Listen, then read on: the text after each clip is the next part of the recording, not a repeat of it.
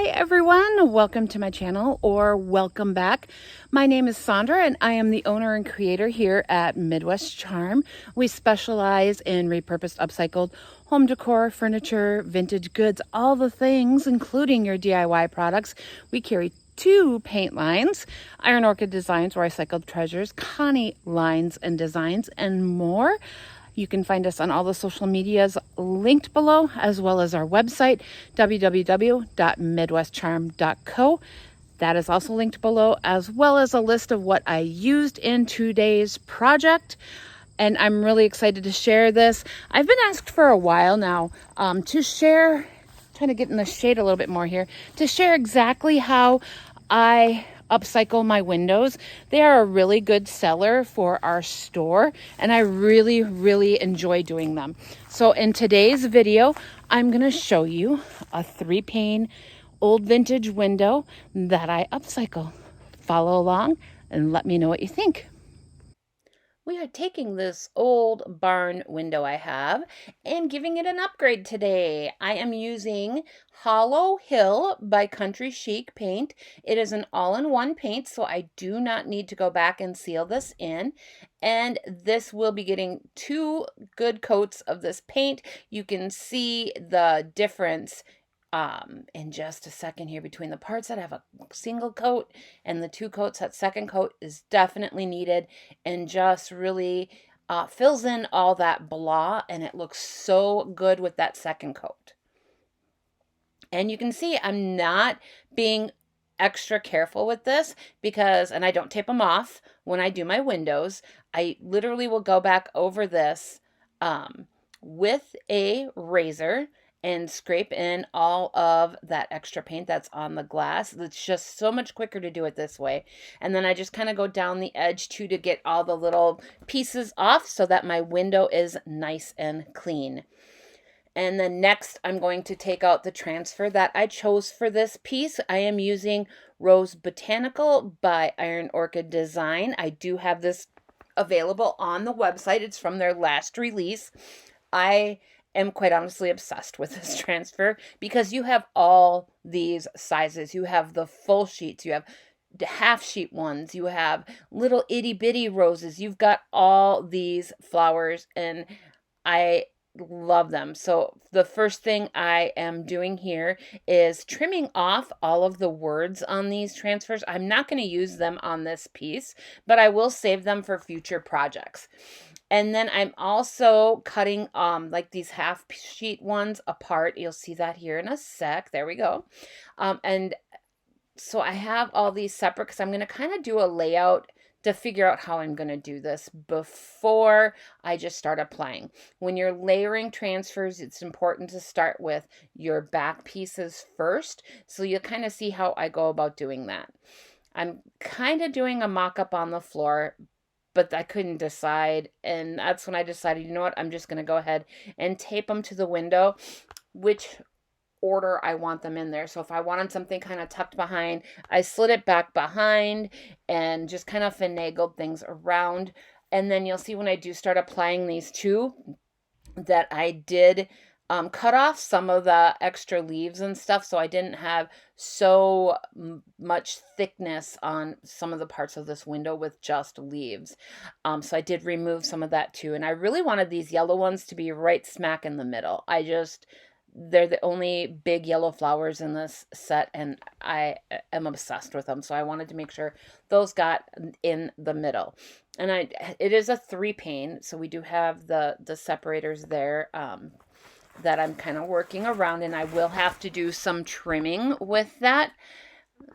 But you will see how I go about doing that here in a minute. But I'm just working on my layout. Like that one you saw me tuck behind those white flowers. So I know that I need to add that one before I add the white. So it's just a matter of going through and trying to decide how I like the layout of this. And then when I remove them, I lay the top ones. I just kind of put them face down in the order that they're coming off of the window.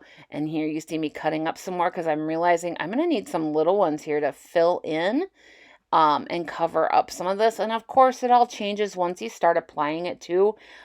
Things just, I don't know, they have a way of working themselves out, and I just wanted it, I don't know. You'll see. You'll see. It's hard to explain my thought process on this, but I kind of spread it out a little, or once applying, I was trying to make sure that it was cohesive, that your eyes traveled over it nicely and it wasn't blocky. So it kind of moved things and shifted them just a little bit, but it all turned out in the end, and I cannot wait to show you this finished piece.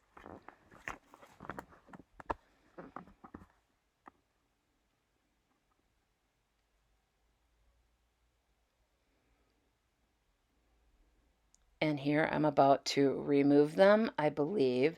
And I'm a little worried about it because I'm not quite sure how I'm going to do this without it being a massive failure. So, yeah, I don't know. But this is the layout, just a picture of it before I tackle it. Now I've removed all the top layers, and you can see them sitting in front of the pane that I'm working on. And I'm leaving those back ones first, or there, because those are the first ones that I'm going to apply. And I'm going to start in the middle pane and work my way to the side ones after I'm done with the middle, or mostly done with the middle. And if you've worked with transfers before, as long as you have your window cleaned, you can just lay these down on there and use your transfer stick to rub the transfer down. And then you're going to slowly peel back that backing as you're pulling, as you're rubbing down. You're going to slowly peel that up. You can tell when it releases. If a piece doesn't release nicely, you just lay that back down, rub it a little bit more, and it'll go back down. You will see me at times too using my thumbnail just to get little teeny tiny parts, because it's just sometimes a little bit easier to do it that way. And there are times when I'm working like this that I will start at one section, work my way through, and then move to another section. And so it all kind of meets in the middle, and I'm not losing like the tip of a flower or a leaf or anything. So there's ways around that too that you can fix rather easily, where you're just taking an edge of a piece and applying it there. And here I am just again working on how I'm going to layer this. Then once you peel off, I'm kind of measuring where I want this to go, and I'm using my thumb nail to kind of do an imprint on the transfer itself so I could see where to cut it, and then I know how to line it up. And then once you take the backer off too, you can obviously see through and kind of determine where your piece needs to go so you get the maximum color that from the other transfers. And it's super easy. I will show you at some point, I believe, how I go about repairing a piece. You're just sticking one of those cut off pieces just over, and or cutting a leaf off a section you're not using, and apply it to, like, I missed a piece of stem and it was really easy to fix.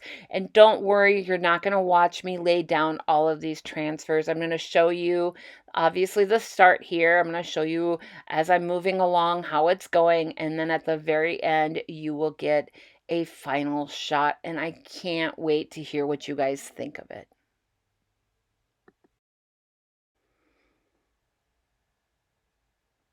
This took a lot of patience.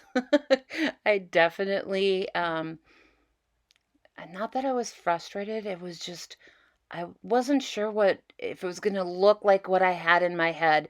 So it was a little stressful for me to not know if I was gonna like it in the end, because I did use a good amount of the transfer here, and I am just using my top piece to burnish that in, and you're going to do that just to make sure there's no air bubbles in there. And you can see here I am going through and trimming off some of the stem and the leaves, and I do use some of those pieces towards the end of this, and I'm using my thumb to mark where I need, or where I want to cut it, not need to.